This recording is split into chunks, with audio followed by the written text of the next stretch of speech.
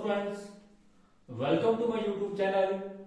आज हम क्लास +1 और बीकॉम फर्स्ट ईयर के लिए फाइनल अकाउंट का जो है वो टॉपिक स्टार्ट करने जा रहे हैं। बहुत ही इंपॉर्टेंट टॉपिक है, not only for the examination purpose, in real life. जो भी लोग बिजनेस से जुड़े हैं, दुनिया में जितने भी लोग बिजनेस से जुड़े हैं, उनके लिए भी ये बहुत महत्वपूर्ण विषय बनने वाला है। और जो लोग ऑफिस में काम करते हैं उनके लिए भी ये बहुत ही महत्वपूर्ण विषय है, क्योंकि फाइनल अकाउंट के द्वारा हम आपको ये सिखाएंगे कि किस प्रकार से आप बिजनेस के अंदर trading account, profit and loss account और बैलेंस शीट को बनाते हैं। क्योंकि आप सभी जानते हैं कि each and every business organisation, business company, partnership, firm, सभी का मेन मोटिव होता है to know the profitability condition and the financial position of the business.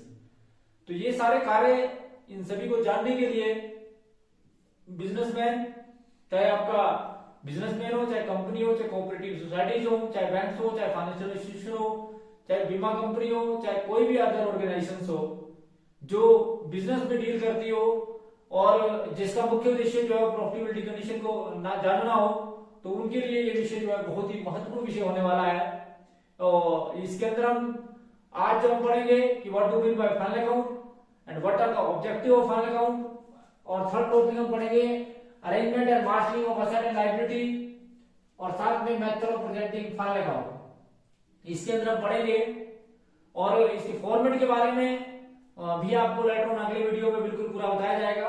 तो बात ये आती है कि what do mean by final account. What do mean by final account, final account से आप क्या समझते हैं, क्योंकि प्रेजेंटेशन ऑफ फाइनल अकाउंट में हमारा टॉपिक है आज प्रेजेंटेशन ऑफ फाइनल अकाउंट, जिसमें फाइनल अकाउंट। तो what do mean by final account, account which is prepared at the end of the year to know the profitability condition and the financial position of the business is called final account। तो ऐसे खाते जो वर्ष के अंत में व्यवसाय की प्रॉफिटेबिलिटी कंडीशन और फाइनेंशियल पोजीशन को जानने के लिए बनाए जाते हैं, उन्हें हम अंतिम खातों की संख्या देते हैं। अंतिम खातों को हम 4 भागों में बांटते हैं generally. Number 1 manufacturing account, number 2 trading account, number 3 profit and loss account और नंबर 4 बैलेंस शीट। यद्यपि फाइनल अकाउंट के 2 ही टाइप माने जाते हैं, प्रॉफिट एंड लॉस अकाउंट और बैलेंस शीट, परंतु जो बिजनेस ट्रेडिंग अकाउंट और मैन्युफैक्चरिंग अकाउंट में बनाते हैं, इसलिए हम अकाउंट को जो है वो 4 भागों में बांटते हैं। जिसमें सबसे पहला अकाउंट है आपका मैन्युफैक्चरिंग अकाउंट, फिर नंबर 2 ट्रेडिंग अकाउंट और number 3 profit and loss account है, नंबर 4 बैलेंस शीट। तो what do mean by manufacturing account, manufacturing account are account which are prepared to know the cost of production of the business. यदि आप व्यवसाय की cost of production को जानना चाहते हैं तो जो खाता बनाया जाता है उसे आप मैन्युफैक्चरिंग अकाउंट बनाया जाता है। जो कंपनियां कच्चे माल को पक्के माल में परिवर्तित करने का कार्य करती हैं, जो कंपनियां manufacturing company are those company which convert their raw material to finished goods. तो जो कंपनियां कच्चे माल को पक्के माल में परिवर्तित करने का कार्य करती हैं, वो वर्ष के अंत में ट्रेडिंग अकाउंट के अतिरिक्त मैन्युफैक्चरिंग अकाउंट बनाती हैं। और मैन्युफैक्चरिंग अकाउंट को बनाने का मेन मोटिव होता है to know the cost of production of the business. इसके अंदर आप सभी जानते हैं कि जो सेमी फिनिश्ड गुड्स की आइटम है उन सभी को शामिल किया जाता है। इसका डिटेल में वर्णन हम अगले चैप्टर के अंदर पढ़ेंगे कि मैन्युफैक्चरिंग अकाउंट बनाया कैसे जाता है और इसके अंदर कौन कौन सी आइटमों को शामिल किया जाता है। तो मैन्युफैक्चरिंग अकाउंट एक प्रकार का ऐसा अकाउंट है जिसमें कच्चे माल को जब आप पक्के माल में परिवर्तित करते हैं तो जो आप अकाउंट बनाते हैं उसे आप मैन्युफैक्चरिंग अकाउंट की संज्ञा लेते हैं। इसके लिए हम क्या, इसका मेन मोटिव होता है to know the cost of production of the business. तो मैन्युफैक्चरिंग अकाउंट को बनाने का मेन मोटिव होता है कि व्यवसाय में अगर आप कॉस्ट ऑफ प्रोडक्शन को जानना चाहते हैं तो आप मैन्युफैक्चरिंग अकाउंट बनाते हैं। उसके बाद trading account, gross profitability and gross loss position of the business. The account which is prepared at the end of the year to know the gross profitability position of the business. इसकी debit में आप सभी जानते हैं कि जितने भी आपके ओपनिंग स्टॉक के साथ साथ परचेज, डायरेक्ट एक्सपेंसेस शामिल किए जाते हैं, और क्रेडिट साइड में सेल और क्लोजिंग स्टॉक को शामिल किया जाता है। तो अगर क्रेडिट साइड का टोटल डेबिट साइड के टोटल से ज्यादा है तो आपके पास ग्रोस प्रॉफिट आता है, और यदि डेबिट साइड का टोटल क्रेडिट साइड के टोटल से ज्यादा आता है तो आपके पास ग्रोस लॉस आता है। तो ग्रोस लॉस और ग्रोस प्रॉफिट को जानने के लिए आप मैन्युफैक्चरिंग अकाउंट के बाद ट्रेडिंग अकाउंट बनाते हैं। कौन सा अकाउंट बनाते हैं? Trading account. Trading account tells you about the gross profitability condition and gross loss position of the business. उसके बाद जो तीसरा अकाउंट आप बनाते हैं वो है जी आपका profit and loss account. Profit and loss account is account which is prepared to know the net profit and net loss of the business. कि बिजनेस के अंदर नेट प्रॉफिट और नेट लॉस कितना हुआ उस बात को जानने के लिए आप वर्ष के अंत में प्रॉफिट एंड लॉस अकाउंट बनाते हैं। तो profit and loss account tells you about the net profitability condition of the business. That means कि बिजनेस के अंदर नेट प्रॉफिट हुआ नेट लॉस हुआ, उस बात को जानने के लिए आप जो है क्या बनाते हैं, profit and loss account at the end of the year बनाते हैं, जिसके अंदर आप सभी जानते हैं कि जितने भी रेवेन्यू नेचर के खर्चे हैं उन्हें प्रॉफिट एंड लॉस अकाउंट के डेबिट साइड में दिखाया जाता है, और जितने भी रेवेन्यू नेचर की इनकम उन्हें क्रेडिट साइड दिखाया जाता है। अगर बिजनेस के अंदर ग्रॉस प्रॉफिट तो ग्रॉस प्रॉफिट को जोड़ दिया जाता है, ग्रॉस प्रॉफिट जोड़ने के बाद जो बैलेंस बचता है वो बिजनेस का नेट प्रॉफिट या नेट लॉस बचता है। तो इस प्रकार से आप प्रॉफिट एंड लॉस अकाउंट बनाते हैं। उसके बाद तीसरा अकाउंट है balance sheet. Balance sheet is a statement which is prepared at the end of the year to know the financial position of the business. It is also called financial statement. It is also called economic sheet. तो एक प्रकार का ऐसा चिट्ठा जो वर्ष के अंत में आपको व्यवसाय की एसेट, लायबिलिटी, कैपिटल पोजीशन के बारे में बताता है। बैलेंस शीट के अनुसार एसेट हमेशा ही कैपिटल प्लस लायबिलिटी के बराबर होते हैं। इसके लेफ्ट हैंड साइड में लायबिलिटी और कैपिटल दिखाया जाता है और राइट हैंड साइड में एसेट दिखाया जाता है। एसेट साइड का टोटल हमेशा ही कैपिटल प्लस लायबिलिटी के बराबर होता है। अकाउंटिंग इक्वेशन बेस्ड पे भी आपने देखा कि एसेट हमेशा कैपिटल प्लस लायबिलिटी के बराबर होता है। जब आपने अकाउंटिंग इक्वेशन का क्वेश्चन किया था उसके अंदर भी ये बिल्कुल क्लियर हुआ था। तो इस प्रकार से ये कहा जाता है कि हम जनरली फाइनल अकाउंट के अंदर इन चार अकाउंट को इंक्लूड कर देते हैं, manufacturing account, trading account, profit and loss account और बैलेंस शीट। हम मैन्युफैक्चरिंग अकाउंट तब बनाते हैं यदि कोई कंपनी कच्चे माल को पक्के माल में परिवर्तित करने का कार्य करती है, अदरवाइज हम तीन ही अकाउंट बनाते हैं, trading account, profit and loss account और बैलेंस शीट। उसके बाद अब बात आती है कि what are the objective, what are the objective और पर्पस और to prepare the final account, कि फाइनल अकाउंट को बनाने के ऑब्जेक्टिव्स क्या है, what are the objectives of final account. Number 1, to know the result of the business. Each and everybody know कि प्रत्येक बिजनेस में जो इन्वेस्टर होता है वो बिजनेस के रिजल्ट के बारे में जानना चाहता है। To know the result of the business we prepare trading account और profit and loss account at the end of the year. Trading account tells you about the gross profitability condition or gross loss position of the business. Profit and loss account tells you about the net profitability condition and net loss position of the business. Higher the profit, more investors are invited to invest in a business. Business के अंदर जितना अधिक profit हो, business के अंदर उतने ज्यादा investor जो है वो व्यवसाय में इन्वेस्ट करने के लिए प्रोत्साहित होते हैं, इनकरेज होते हैं। इनकरेज करने के लिए मोर प्रॉफिटेबिलिटी अधिक हो जरूरी है। तो बिजनेस के रिजल्ट को जानने के लिए हम फाइनल अकाउंट हमारी सहायता करते हैं, क्योंकि फाइनल अकाउंट एक प्रकार का ऐसा अकाउंट होता है कि जो वर्ष के अंत में व्यवसाय की प्रॉफिटेबिलिटी कंडीशन के बारे में, नेट रिजल्ट के बारे में आपको बताता है, जिसके लिए हम प्रॉफिट एंड लॉस अकाउंट बनाते हैं।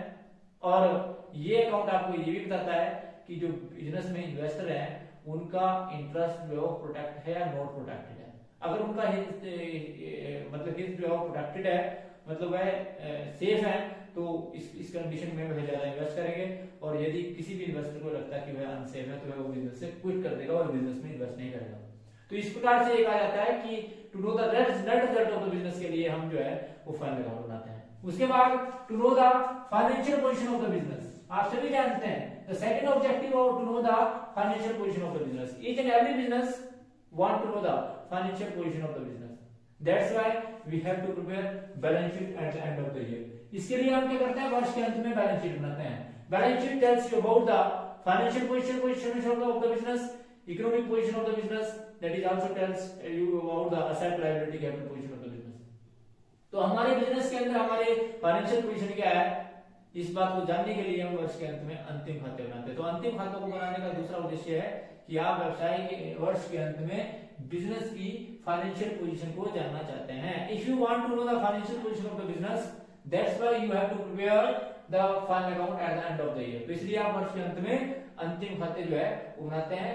तो इसलिए भी जो है वो फाइनल अकाउंट को जानने के लिए। उसके बाद to get the loan from the bank and the financial institution. अगर आप किसी भी फाइनेंशियल इंस्टीट्यूशन से या बैंक से लोन लेना चाहते हैं तो it is depend upon the profitability condition and the financial position of the business. कोई भी बैंक या कोई भी फाइनेंशियल इंस्टीट्यूशन आपको लोन देने के लिए तब तैयार होगा यदि व्यवसाय की आपकी फाइनेंशियल पोजीशन अच्छी होगी। Each and everybody know if the financial position of the business और the profitability condition of the business is good, तो ईच एंड एवरी ऑर्गेनाइजेशन, कोई भी बैंक या कोई भी फाइनेंशियल इंस्टीट्यूशन ऐसे संस्था को, ऐसे बिजनेस को लोन देने में किसी प्रकार की कोई भी कोताही बरतने की कोशिश नहीं करेगा। क्योंकि जैसे आप जानते हैं कि टाटा बिरला को हर कोई फाइनेंशियल इंस्टीट्यूशन, हर कोई बैंक लोन देने के लिए तैयार होता है, घर में जाके लोन देते हैं। रीजन क्या है इसका? क्योंकि उनकी प्रॉफिटेबिलिटी कंडीशन अच्छी है।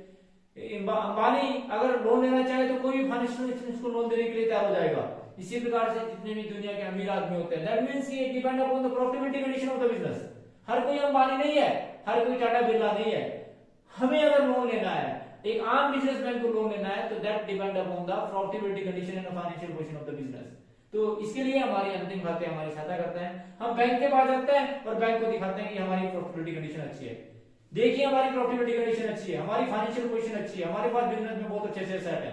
तो कोई भी बिजनेस ऑर्गेनाइजेशन को कोई भी बैंक या फाइनेंशियल इंस्टीट्यूशन लोन देने के लिए तैयार हो जाएगा। तो इसका मतलब है कि अंतिम खाते जो हम बनाते हैं वे हमारी हेल्प करते हैं कि अगर हमें फाइनेंशियल हेल्प की जरूरत है, अगर हमें बैंक से लोन लेना है, हमें फाइनेंशियल हेल्प की जरूरत है, तो वह हमारे लोन देने में भी हमारी सहायता करते हैं। उसके बाद आप सभी जानते हैं to assess income tax. Income tax हमेशा प्रॉफिटेबिलिटी पर असेस किया जाता है। जितना किसी इंडिविजुअल की इनकम ज्यादा है, उतना जितना उसका प्रॉफिट ज्यादा है, किसी फर्म की, किसी कंपनी की, किसी पार्टनरशिप ऑर्गेनाइजेशंस की, किसी भी ऑर्गेनाइजेशंस की प्रॉफिटेबिलिटी अधिक है, तो उसका इनकम टैक्स जो असेस किया जाता है वो उसकी प्रॉफिटेबिलिटी कंडीशन पर असेस किया जाता है। Higher is the profitability condition, higher is the tax. तो आप सभी जानते हैं कि अंतिम खाते उसमें भी आपकी सहायता करते हैं, क्योंकि व्यवसाय की प्रॉफिटेबिलिटी कंडीशन का पता आपको प्रॉफिट एंड लॉस अकाउंट से पता लगता है। तो इसका मतलब है कि इनकम टैक्स कितना लगेगा किसी व्यक्ति पर, उसको असेस करने में भी अंतिम खाते जो है वो सहायता करते हैं। उसके बाद आप सभी जानते हैं to assist the management of the business. Management each and every organization, the progress of business is depend upon the management. Management is the art of knowing exactly what you want to do and then seeing they do it in the best and cheapest way. Management ये जानने की कला है कि आप क्या करना चाहते हैं, क्या करने से क्या होगा और क्या परिणाम आपको प्राप्त होंगे। ये सारे के सारे काम जो है मैनेजमेंट के हैं, चाहे वो प्लानिंग है, चाहे ऑर्गेनाइजिंग है, चाहे स्टाफिंग है, चाहे कंट्रोलिंग है, चाहे इनोवेशन है, चाहे रिप्रेजेंटेशन है, चाहे कम्युनिकेशन है, ये सारे के सारे डिसीजन मेकिंग है। तो ये सारे के सारे कार्य जो है, सुपरविजन है, ये सारे के सारे कार्य जो मैनेजमेंट के द्वारा किए जाते हैं। अब मैनेजमेंट की हेल्प करते हैं अंतिम खाते, क्योंकि मैनेजमेंट की भी प्रोग्रेस भी जो है वो डिपेंड करेगी आपके अंतिम खातों पर। मैनेजमेंट को कई प्रकार की प्लानिंग करनी पड़ती है, प्लानिंग से लेकर कंट्रोलिंग तक के कई कार्य करने पड़ते हैं। तो मैनेजमेंट के अंतिम खाते जो हेल्प करते हैं कि व्यवसाय की प्रॉफिटेबिलिटी कंडीशन कैसी है और इसको अधिक कैसे बढ़ाया जाए, व्यवसाय की फाइनेंशियल पोजीशन कैसे है, तो जो वीक पॉइंट है उनको कैसे दूर किया जाए और जो स्ट्रेंथ है उसको और अधिक स्ट्रेंथ कैसे दी जाए, ये मैनेजमेंट का काम है। तो मैनेजमेंट की हेल्प जो है वो फाइनल अकाउंट करते हैं, अंतिम खाते हेल्प करते हैं कि किस प्रकार से व्यवसाय की प्रॉफिटेबिलिटी कंडीशन और फाइनेंशियल पोजीशन को और अधिक बढ़ाया जाए। तो इस प्रकार से मैनेजमेंट की हेल्प भी होती है। उसके बाद to conduct comparison, comparative analysis, ये बोलते हैं कि कंपैरेटिव एनालिसिस को कंडक्ट करने में भी जो है यह आपकी सहायता करता है। आप एक बिजनेस की दूसरे बिजनेस से तुलना करना चाहते हैं, आप अपने बिजनेस की तुलना दूसरे बिजनेस के साथ करना चाहते हैं, तो इसके लिए ये कहा जाता है कि आपको एक जैसी अकाउंटिंग पॉलिसी को अपनाना पड़ेगा। और आप देखते हैं क्योंकि अंतिम खाते उस बिजनेस ने भी बनाया, आपने भी बनाया, आप उस बिजनेस से अपनी तुलना करते हैं कि आपकी तुलना में उस बिजनेस ने तरक्की की या नहीं की है, तो ये अंतिम खातों से ही संभव है। इसी प्रकार से आप सभी जानते हैं कि अगर आप अपने ही तुलना पिछले वर्ष के डाटे से करना चाहते हैं, क्योंकि आप सभी जानते हैं आप कंपैरेटिव एनालिसिस के अंदर ये भी बहुत जरूरी है कि आप अपनी तुलना जो है पिछले वर्ष के डाटे से करें, जिसके आधार पर आप इस प्रकार का निर्णय लेते हैं कि आपका वित्तीय स्थिति क्या है। तो इस प्रकार से कंपैरेटिव एनालिसिस में भी आपकी सहायता करती है। तो इसके ऑब्जेक्टिव से to know the result of the business, to know the financial position of the business, to get the loan from bank and financial institution, to assess income tax, and the fifth one is to assess management of the business, to conduct comparative analysis। तो ये इसके objective थे। तो ये थे objectives. Objective के बाद हम करते हैं कि अरेंजमेंट और marshalling of asset and liability, कि असेट और लायबिलिटी की मार्शलिंग अरेंजमेंट कैसे की जाती है, कि असेट और लायबिलिटी को बैलेंस शीट के अंदर कैसे दिखाया जाता है। तो इसको दिखाने के दो तरीके हैं, इन ऑर्डर ऑफ लिक्विडिटी, तरलता के अनुसार किसी भी चीज को कैश में कन्वर्ट करने की एफिशिएंसी लिक्विडिटी कहलाती है, और अकॉर्डिंग टू देयर परमानेंसी, और दो प्रकार से जो इसको आप करते हैं। लिक्विडिटी के अनुसार अगर लिक्विडिटी की बात करें तो किसी भी चीज को कैश में कन्वर्ट करने की एफिशिएंसी कितनी कम है उसके अनुसार इसको प्रेजेंट किया जाता है। जिसमें अगर हम बात करें कि जब बैलेंस शीट बनाई जाती है तो असेट साइड में सबसे पहले करंट असेट आएंगे, करंट असेट में भी सबसे पहले कैश इन हैंड, फिर कैश एट बैंक, इस प्रकार से प्रोसेस के अनुसार आएगा, और उसके बाद फिक्स्ड असेट दिखाए जाएंगे, जिसमें लास्ट में इंटेंजिबल असेट दिखाया जाता है। और अगर लायबिलिटी साइड की बात करें तो सबसे पहले करंट लायबिलिटी, जिसमें बैंक ओवरड्राफ्ट सबसे पहले और फिर सन्डी क्रेडिटर्स, फिर bills payable and so on, और लास्ट में इस प्रकार से नॉन करंट लायबिलिटी, और फिर इधर को कैपिटल, और कैपिटल के में जो है उस प्रकार से जो है लिक्विडिटी पोजीशन के अनुसार किया जाता है। और अकॉर्डिंग टू देयर परमानेंसी के अनुसार इसका बिल्कुल उल्टा किया जाता है। असेट साइड में सबसे पहले फिक्स्ड सेट में भी सबसे पहले इंटेंजिबल एसेट गुडविल, और अंत में जो है वो कैश इन हैंड दिखाता है, अर्थात सबसे पहले फिक्स्ड सेट और फिर करंट एसेट लास्ट में दिखाते हैं। इसी प्रकार से अगर बात करें लायबिलिटी साइड में, तो पहले कैपिटल, फिर नॉन करंट लायबिलिटी और फिर करंट लायबिलिटी। इस प्रकार से जो है इसको जो है अकॉर्डिंग टू परमानेंसी जो है बैलेंस शीट के अंदर दिखाया जाता है। उसके बाद ये कहा जाता है कि methods of presenting final account, कि फाइनल अकाउंट को प्रेजेंट करने के तरीके क्या हैं। तो नंबर 1 हॉरिजॉन्टल फॉर्म, जो आप प्लस 1 के अंदर पढ़ेंगे, जिस फॉर्म के अंदर आप करेंगे।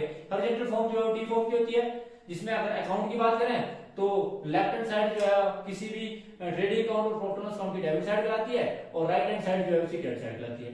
अगर बैलेंस शीट की बात करें तो लेफ्ट हैंड साइड जो है लायबिलिटी और कैपिटल साइड, और राइट हैंड साइड जो है असेट साइड होती है। तो हॉरिजॉन्टल फॉर्म के अनुसार ही आपको प्लस 1 के अंदर जो है वो पूरा का पूरे क्वेश्चन करवाए जाएंगे, क्योंकि आपके सिलेबस के अनुसार हॉरिजॉन्टल फॉर्म है।